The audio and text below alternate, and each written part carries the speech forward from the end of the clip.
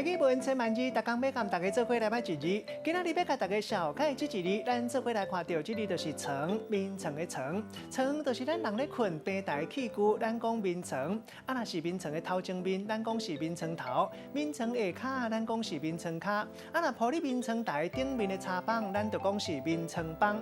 若是内底有斗镜仔，咱讲是碰床。另外文音读做床，另外一个白音读做床，带大家做伙来小解两个词。头一个咱看到，这就是碰床，某人讲是碰眠床，就是眠床内底斗镜仔困了到地，更加舒适。第二个词就要读做人床，人床就是古早用竹片来做的家私，会当用来吹食物件。某人讲是吹斗、吹床，咱用一句话来举例，甲这两个词夹做伙。比如讲，听到因金孙要倒转来，身体汤酸安那孙，要困的眠床来铺床垫。另外，再用人床吹宝贝金孙爱食的甜果，实在是笑花连盆，疼囝连孙。今仔日小解这一字床，另外文音读做床，也有一个白音读做床，提供予大家来参考。